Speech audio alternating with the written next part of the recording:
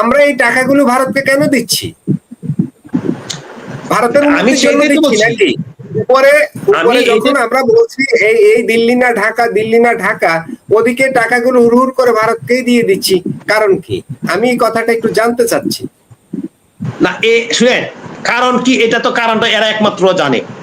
আমি একটা কথা বলি, কারণটা শুনেন, আমি সবসময় বলি যে ভারত একটা বৃহৎ প্রতিবেশী। আমাদের প্রায় জিনিসের জন্য ভারতের কাছে আপনার যেতে হয় বিপদের সময়। আপনি সবসময় না আনলেন, কিন্তু এমন একটা সময় আসে তখন কিন্তু না এনে উপায় নেই। এটা হলো কাঁচামরিচ, এটা হলো জ্বলন্ত উদাহরণ হলো আপনার ডিজেল। সবসময় আনলেন না, কিন্তু আনতে হবে বছরে কোনো না কোনো সময়, এটা সেটা আনতে হবে।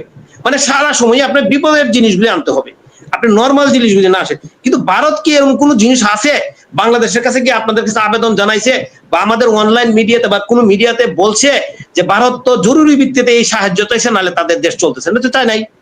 তাহলে এই যে প্রচারণাটাতে করে আমাদের যে এই মিডিয়া, আমাদের তো 24-এর আন্দোলনের ভিত্তিটাই ছিল সমতার ভিত্তিতে। তো আমাদের সমতাটা কোথায় হলো? যেখানে আমার 1.5 থেকে 2 বিলিয়ন সেখানে রপ্তানি হয়, আমি 14 থেকে 25-23 বিলিয়ন আমি আমদানি করি। সমতাটা কোথায় হলো? আমি এই সমতাটা কর্তৃপক্ষকে প্রশ্ন করতে চাই। সমতার শুনেন, আপনি এটা 2 বিলিয়ন না, 1.93 বা 2 বিলিয়ন ছিল শেখ হাসিনার আমলে, বুঝছেন? আর ইনপুট হইতো আপনার 9 পয়েন্ট বা সামথিং প্লাস। আর এই ইউনূস সরকার এবং এই সরকার দুইটা যদি মিলে চিন্তা করেন, ইউনূস সরকারের আমলে আপনার এটা এক্সপোর্ট কমে গেছিল, $1.7 এসে পড়ছিল আমাদের এক্সপোর্টটা, মানে আমাদের এক্সপোর্ট কমে গেছিল, কিন্তু ইনপুট বাড়ছে। এখনো কিন্তু এখন নতুন করে কিন্তু ডাটা, আমাদের যেহেতু ডাটা তা তো আমরা তো বের করা মুশকিল। ডাটার অনলাইন মিডিয়াতে যখন আসে, আমরা তারা মিডিয়া বিভিন্ন মিডিয়া থেকে আসে, তখন এটা পাই। কিন্তু এই ডাটাটা দেয় না যে বর্তমান সময়ে এক্সপোর্টটা ইন্ডিয়াতে কত আছে। তবে আমি যতটুকু জানি এক্সপোর্ট ইন্ডিয়াতে কম, কিন্তু ইম্পোর্ট বেশি। আমি কয়েকদিন আগে পাইছিলাম যে $13.5 বিলিয়ন উপরে আছে এক্সপোর্ট, মানে ইম্পোর্ট। মানে আপনি সারাদিন গালাগালি করবেন ফরিদ ভাইয়ের কথা, কিন্তু আপনার ঠিকই রাত্রে বসে থাকবেন, ভাই দেন, উপায় নাই। এটা হলো আমাদের চরিত্র। এটার জন্য এই যে কালকে আপনি পরশুদিন একটা ভিডিও করলাম না, ওইখানে একজনে এসে কমেন্ট করে করলে কি যে আপনি তো মুসলিম বিদ্বেষী বা মুসলিমের মানে মুসলিম ছাড়া ওদের সাথে ওদের পক্ষে কথা বলেন।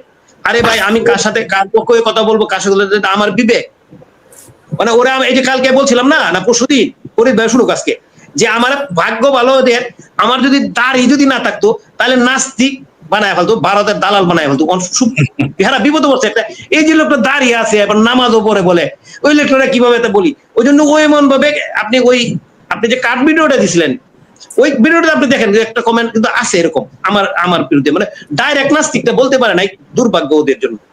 এখন আপনি সারাদিন ভারত বিদ্বেষী কথা বলবেন, কিন্তু আপনার ভারতের কাছে আপনার যেতে হয়। যেমন আপনি এখন অনলাইন মিডিয়াতে একটা নতুন করে হয়েছে, আমাদের প্রধানমন্ত্রী ভারত যাবে মোটামুটি একটা ফাইনাল। এখন নতুন করে আজকে কি করছে, আইসা দেখলাম দিছে যে 3 নাকি শর্ত দিছে।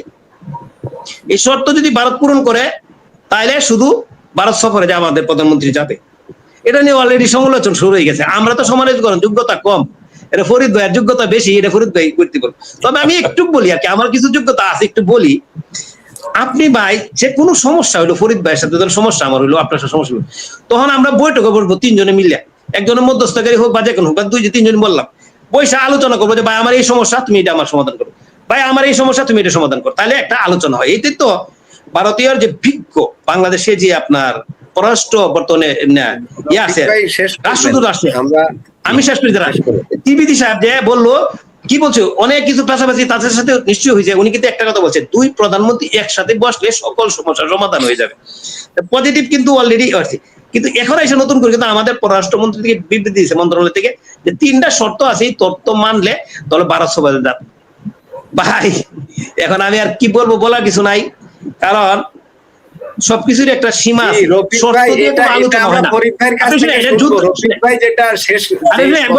আমি শেষ করে দিই, আপনি বলি আপনাকে, যুদ্ধ যদি থাকতো তাহলে আপনি আগে দিতে পারতেন, শর্ত দিতে পারতেন। এগুলো তো যুদ্ধ না ভাই, এটা আপনার পারস্পরিক স্বার্থ সংশ্লিষ্ট ব্যাপারে আলোচনা হবে।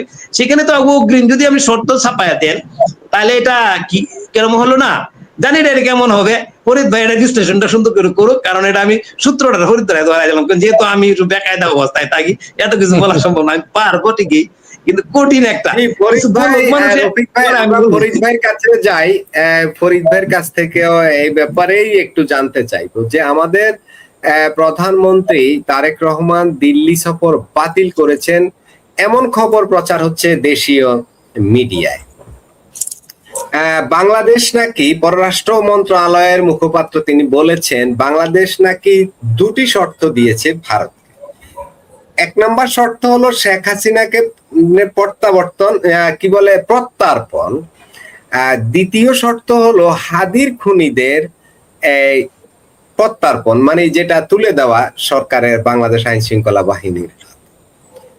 এখন আমার প্রশ্ন হলো, এই যে প্রধানমন্ত্রী সফর বাতিলের কথাটা যখন আসলো, তখন আমার মনে প্রশ্ন জাগছে যে ভারত কি আমাদের বাংলাদেশের এই শর্তগুলোকে ইগনোর করলো?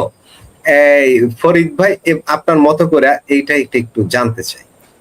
ধন্যবাদ আপনাকে। প্রথমত হইল যে হাদিরে যে খুন করছে ভারতের খুনিরা, হাদির খুনিরা যে ভারতে আছে, এটা বাংলাদেশ কিভাবে জানলো? নাম্বার ওয়ান, বাংলাদেশ কি এই ওই হাদির খুনের ব্যাপারে কোনো রায় দিছে, চার্জশিট দিয়েছে? কেমনে জানলো যে কে খুন করছে? এটাই তো বলতে পারবে না তারা। বরং আমরা হাদির ভাই বোনকে বলতে শুনেছি যে হাদির খুনিরা জানাজার প্রথম কাতারে আছে, তাহলে তো জামাত, বিএনপি, এনসিপি এদেরকে অ্যারেস্ট করতে হবে। এগুলো তো ফাত্রামি। মানে না যাওয়ার, ভারতে না যাওয়ার, ভারতে না গেলে তারেক রহমান যদি ভারতে না যায়, তো ভারতের কি মহাভারতটা শুদ্ধ হয়ে যাবে? বরং বিপদে পড়বে তারেক রহমান। এই যে এত যে দুর্বুদর করে, এত ফাত্রামি করে, ওই যে আমাদের ভুইয়া সাহেব বললেন যে সারাদিন ভারতের গালি দেয়, সন্ধ্যাবেলায় কয়েক পেটে তো ভাত নাই, কটা ভাত দাও, ঘরে তো বাতি জ্বলে না, একটু কেরাসিন দাও। ফাত্রামি ছাড়া তো এগুলো আর কিছু না।